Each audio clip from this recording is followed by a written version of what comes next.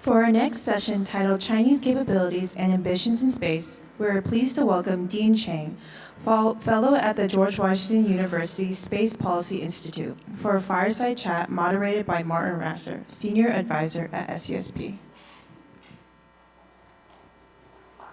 All right, good morning, everyone. Thank you. Dean, please. Well, thank you very much, everyone. I hope you enjoyed your coffee break. So China's ambitions in space, they're expanding rapidly, and it's not a nostalgic space race, but it's a deliberate effort to build the capabilities that underpin power and influence in the information age. And few people have studied that strategy more in depth than our guest today, Dean Cheng. Thank you very much for being with us. Just to kick things off, how does China view space? How are Chinese leaders thinking about space and why it's important? Well, thank you very much for the opportunity to be here today. That's a great question. So how does China think about space? And I think it's very important to start with the understanding that for much of the Chinese leadership, space is not about space. Space is about information. We live in the information age. The currency of power is information, the ability to generate it, the ability to exploit it. Space is a key means of gathering information, of moving information, and of exploiting information. So the foremost aspect of why does China care about space is because it is part of the structure that undergirds information generation and information use. The other piece to this is that the Chinese, unlike Americans, unfortunately, are very good students of history. And they look at their own history, and what they saw was what they termed the century of humiliation, when China lost control of its own destiny. Very complex, whole separate lecture on that. But the idea here is that part of the reason why China suffered that was because they had failed to keep up with modern science and technology and industry. China missed the Industrial Revolution, the scientific revolution. And so looking at today's world, where information is key, that means that they need to keep up in space technologies, but broadly speaking, information technologies as well. So when the Chinese look at space, they see it alongside undersea cables, they see it alongside information communications technology, and they themselves will say, space is very dense in high technology. You look at a satellite, what's on it? Advanced materials, computers, solar panels, and systems engineering and systems integration. Every one of those is a key building block, not just for space, but for the 21st century economy. So that has some very interesting implications, right? I think it's a human tendency to mirror image. My sense is that China views space quite differently than a lot of US leaders do. So what are some of the downstream effects that you see as a result? So when the Chinese, for example, talk about space superiority, we tend to think, oh, like anti-satellite systems, like they tested in 2007. But when the Chinese talk about space, they are talking about not just the systems in orbit, they're also talking about the terrestrial infrastructure, launch facilities, mission control facilities, tracking, telemetry, and control, and the data links that tie it together. Every one of those aspects has its supply chain issues, and the Chinese have made very clear they want to be, for want of a better term, mercantilistic. They want nobody else in their supply chains, but they want to be in everyone else's supply chains. When it comes to aerospace technologies, they want to build out an information infrastructure. So when we look at space, we think space. When the Chinese look at space, they also think Huawei. And Huawei Maritime is one of the world's largest layers of submarine cables. They are thinking communications. They are thinking satellite broadband as part of information direction and flow and potentially control. So they embed space in a much larger environment and look at it much more holistically. So your recent work is focused on the new moon race. So beyond symbolic prestige, What are the tangible stakes for the Chinese in establishing the International Lunar Research Station, potentially landing taikonauts on the moon before the United States is able to return? Let me first note that prestige is real and tangible. We don't think of it that way. We think, oh, headlines and things. But that translates to diplomatic influence. That translates to reputation. It can even translate to customer base. If the Chinese successfully put a person on the moon, immediately that makes Chinese technology reliable. So the Chinese will go around the world to say, our astronauts who went to the moon and came back safely depend on this technology. It's precise, it's high quality. And oh, by the way, if you take a look at our catalog and compare it to Lockheed Martin, Boeing, or Ariane, it's cheaper. So a successful landing on the moon is a massive advertising campaign for the Belt and Road Initiative. It is also, for the Chinese, part of a program called China Standards 2035. Many people have heard of Made in China 2025, 10 technology areas that China wants to be pretty much self-sufficient in. China Standards 2035 is a long-standing program that says China wants to set the industrial standards for the world by 2035. So if the Chinese go to the moon before we do, and more importantly, a second time, a third time, a fourth time, well, we're still getting our first and second. That means that certain standards are going to be set by the people who are there more often. To put it in the bluntest terms, what will be the language of travel to the moon? Will it be Chinese or will it be English? And when I say language, part of it is spoken. But also, what is the data standard? What is the data format? And is it easier to run on Western hardware or Chinese hardware? On that note, China's pursuing a lot of international partnerships. Is that an enabler to have Chinese standards predominate in this technology race? So ILRS, interesting question there, because right now nobody's managed to make it to the moon yet. But when we look at the Chinese use of technology as a door opener for other investments, and conversely Chinese investments such as Belt and Road Initiative and its use of Chinese technology, the two are synergistic. So something to think about here, and the Chinese openly talk about a space belt and road, space Silk Road, is countries, what are they using to time their infrastructure? So real quick example, I build a pipeline, let's say it's 1,000 miles long. I'm not gonna have two pumping stations, one at each end. I have pumping stations everywhere along the way. Those pumping stations should not pump at the same time because then you create pressure waves. So what you actually want is for them to pump asynchronously so that the flow is smooth. That's a timing issue. You need a timing signal. Whose timing signal do you use? Do you use GPS or do you use Beidou? Beidou being the Chinese position, navigation, and timing, their version of GPS. Well, here's the thing. I'm a Belt and Road Initiative recipient, paid for by China. I think it's logical to assume that it will be therefore keyed to Beidou. So if my country changes government and wants to move away from China, will the Chinese continue to support the pumping stations with the Beidou signal? And if the answer to that is no, can I afford to walk away from China? In the context of civil-military fusion, you've referred to China's goal to create a fused national industrial complex. What does that look like for space? The Chinese publish an enormous amount of material, and some of it has benefited being accurate and true. And in this regard, what the Chinese have said, military-civil fusion is not civilians using military technology. It is not the military using civilian technology.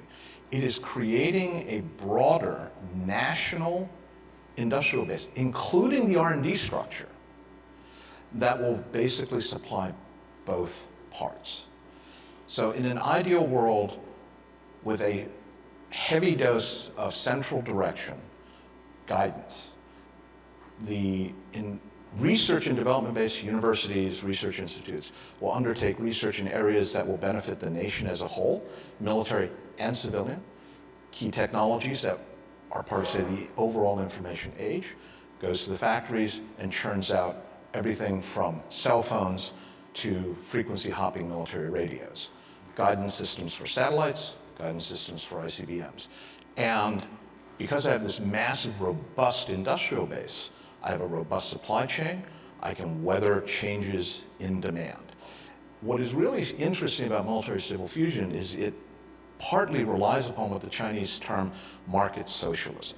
The CCP, the Chinese Communist Party, believes that markets are the most efficient form of allocating resources. Capitalism works in a sense. The question is, what is the goal? And that is where the socialism part comes in, that the state should be setting guidance, goals, should still run key industries. Large chunks of the aerospace industry sector are still state-owned enterprises. But innovation will come from smaller companies, startups, and those combined will help create an overall space industrial base, military civil fusion, that will serve the PLA's new military aerospace force and efforts to go to the moon, to create mega constellations, all of those things. So given that, in your estimation, how do the US and allied space economies stack up to the Chinese? Who's doing better?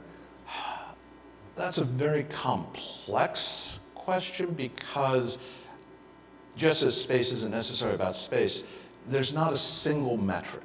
For example, the simple reality is the Soviet Union / Russia has been operating in space longer than anybody else because they launched Sputnik 1. We followed up fairly quickly with our first satellite, so we have a longer history of operating in space, more man-hours in space, more total flights than the Chinese. That being said, the Chinese are now doing things that nobody's done before. For example, a methane-powered launch vehicle. Nobody else has done that before. When in 2021, I believe it was, 3 missions went to Mars. One from the United States, one from Japan, one from the UAE, interestingly launched by a Japanese rocket, and a Chinese probe. Up until that Chinese probe landed on Mars, every picture of the Martian surface was American. Even we didn't get it right on the first try. Frankly, because Martian air defense is very, very good and has successfully intercepted many, many probes. And yet the Chinese, on their first try, successfully landed and deployed a rover to take pictures. No one else did it on the first try.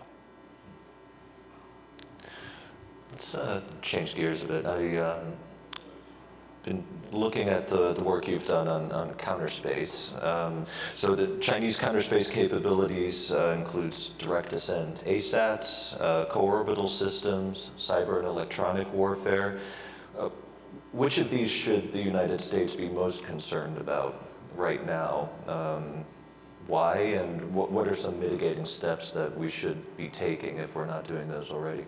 So remember what I said earlier, that the Chinese, when they think about space, think about it in terms of not just the satellites, but the terrestrial facilities and the data links. So I would suggest that actually the greatest threat to Western space systems are Chinese Marines. Not a la Moonraker, Chinese space Marines deploying out the back of a Chinese space shuttle armed with little laser rifles.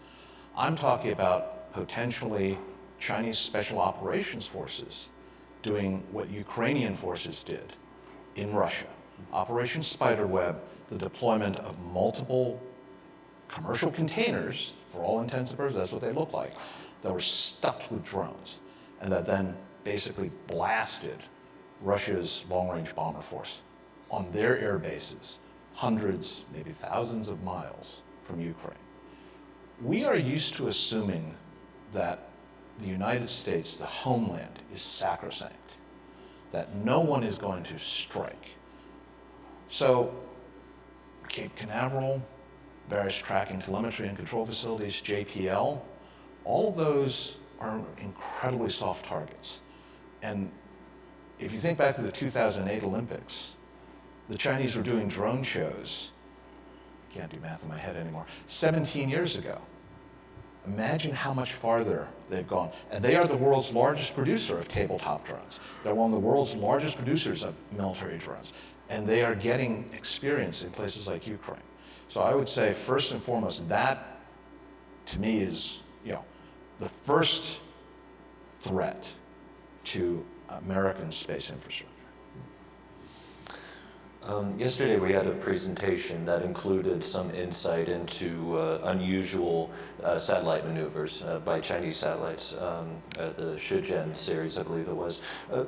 What's the significance of these on-orbit servicing and inspection activities, and how does that relate to logistics, potential counterspace operations that could support types of activities you just described? So the Chinese SCSP series, SCSP translates as practice, as in put into practice, not like how you get to Carnegie Hall. The SCSP series has demonstrated a variety of capabilities. SCSP 21 in particular has been fascinating. At one point, it emitted what appears to have been a mini satellite. It grabbed hold of a dead satellite and towed it into a graveyard orbit, which is an orbit beyond GEO where you park satellites that have essentially stopped functioning. It apparently refueled a satellite or went through the maneuvers of refueling out in GEO. I mean, this is sort of acting almost like a Swiss Army knife of satellite servicing. But every one of those things has potential military implications. If you generate a little mini satellite, that mini satellite could collide with something if you set it on the right course. If I can tow a dead satellite, what that meant was I could find it, I could latch onto it, and I could move it. Satellites are in specific orbits for specific reasons. Move it out of the orbit, and it's a mission kill, even if I haven't destroyed it. Now, worse, I could potentially tear it apart. And refueling means that satellites that are in orbit that we think are dead because it's run out of maneuvering fuel could in fact keep operating, because often the sensors last for a long time. You just run out of maneuvering fuel, and that the SCSP activity there suggests, oh, that one's running low? Okay, I can go out there and refuel it. And now it's got another 1 to 5 year lifespan.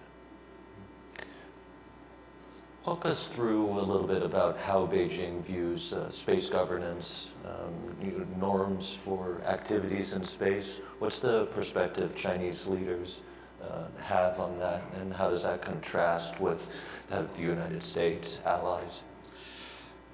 When the United States arguably began its space program on December 8th, 1941, if only we had seen the Japanese coming, we could have avoided Pearl Harbor. And so our space program has had a strong military component, early warning component. If you believe that line of reason, and there's reason to think so, then arguably the Soviet space program began June 23rd, 1941. If only we had seen the Nazis preparing to throw 3 million troops at us. China has never had a Pearl Harbor moment. So its space program began for reasons of prestige and evolved until, say, had a very heavy commercial, industrial economic component. So they're looking at space differently. So we look at norms and things as partly a security confidence building measure.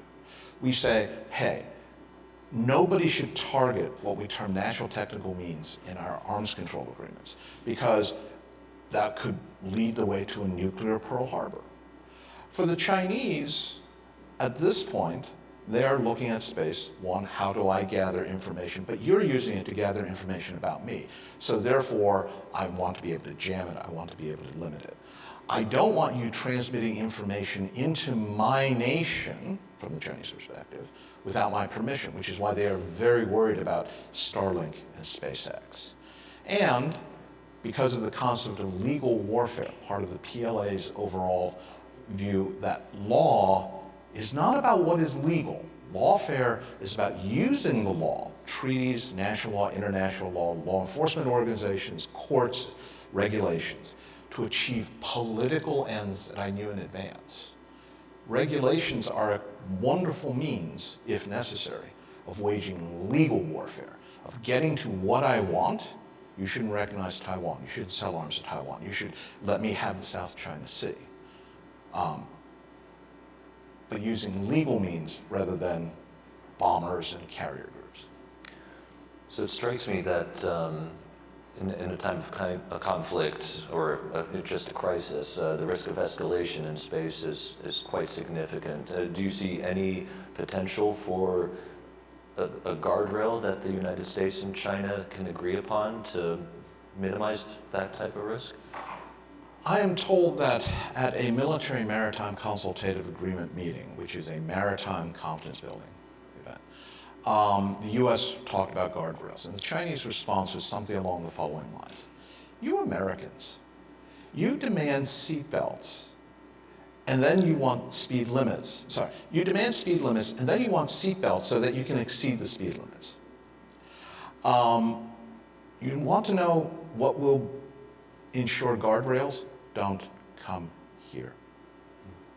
So we know that we have established hotlines with the Chinese. They don't pick up the phone. The MMCA was in existence at the time of the EP3 incident in 2001.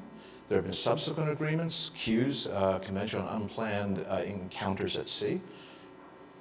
The Chinese don't pick up the phone. So guardrails are kind of hard if one side basically is like, in time of crisis, your message is very important to us. Please leave a message at the beep.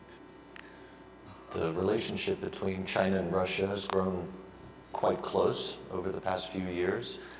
How do you see that translating into space-related activity, if at all? So the ILRS, the International Lunar Research Station, is in fact a Sino-Russian-led effort.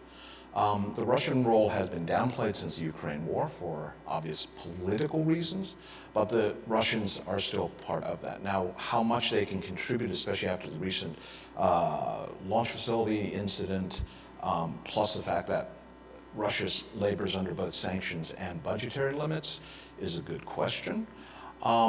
You hear a lot about Russia and China have a limitless friendship.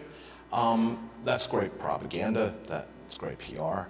But if you look at Ukraine, the Chinese have dispatched no troops that we know of, have dispatched no weapons that we know of. There's not even much evidence that they have provided weapons. If we want to talk about a limitless friendship, North Korea is actually a better friend. Troops, weapons, and munitions.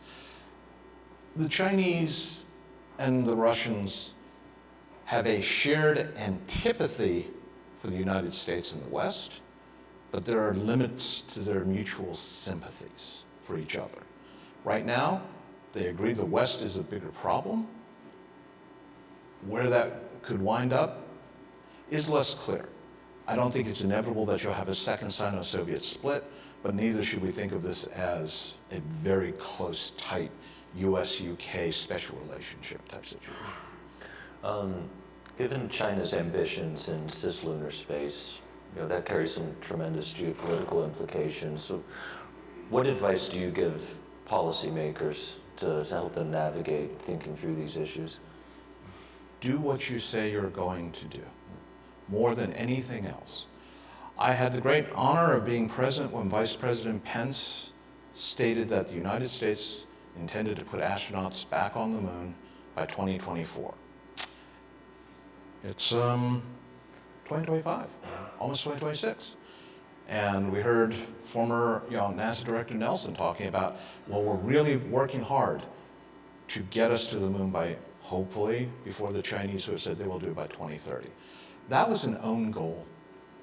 We lost face, we lost reputation when we said we would do something, and unlike President Kennedy, we did not fulfill that. President Kennedy, President Johnson. So above all, do what we say we're going to do. Now, maybe that means delaying things. Maybe that means taking a slower approach if risk is the issue. But don't overpromise. And that has huge implications for Congress because that means budgetary stability, programmatic stability. It has huge implications for the executive because it means that the next president hopefully will carry through the plans of the current president. Artemis has one huge reputational advantage. It was started under President Trump 1, it was sustained under President Biden, and it is ongoing now. Very few space projects seem to have been able to make it through multiple changes. That is the mentality, that is the approach we need if we are going to go to Mars. Are we in effect lacking a long-term strategic vision for what the United States wants to be in outer space? I don't know what we want to be in outer space. That doesn't mean we don't have a strategic vision, it just maybe means I haven't read enough. But the Chinese understand space is important for all the reasons I said. They want to do certain things. They want to go explore the outer planets. They want to establish a long-term presence on the moon. It is about being a great power and a great aerospace power. 航天强国. So all of these things that they are doing, that they sustain, are for a reason. It's not clear that we have that underlying motivation. During the Cold War, why did we want to go to the moon? We wanted to demonstrate to the world our system, our industry, our technology was better than the Soviet one. Why did the Soviets compete? Because they wanted to prove that their system, industry, economy, science, and technology was our equal or better. I think the Chinese are thinking that way. We're more like, why are we competing? Well, the Chinese are a competitor. Okay. So if the Chinese compete in the Great British Bake Off and send 12 teams, is that going to be a national level priority? Nothing against the Great British Bake Off. But I mean, really, is that, are we doing it because the Chinese are, or because we are trying to demonstrate something beyond that? Sounds like we're missing that clarion call that we need to really mobilize, get people excited about, what's possible up there. I sometimes joke that somewhere in the archives there is probably Xi Jinping stating in his best Hyannisport accent, we choose to go to the moon in this decade and to do these other things, which is what Director Nelson said. We sort of had one in the State of the Union recently when President Trump said he wants to see the American flag flying on Mars. But the money, the national mobilization, the national excitement doesn't seem to be there. As a closing question, who's winning the space race right now? It's a very complex question. It has different facets. The Chinese have a plan. They know where they want to be. We sort of have a couple of waypoints. It's a lot harder to know that you've won or even gotten to where you're going if you don't have a destination in mind. So in that sense, I think the Chinese are winning. Dean Cheng, it's been an incredible honor having you here. Thank you very much. Thank you for having me.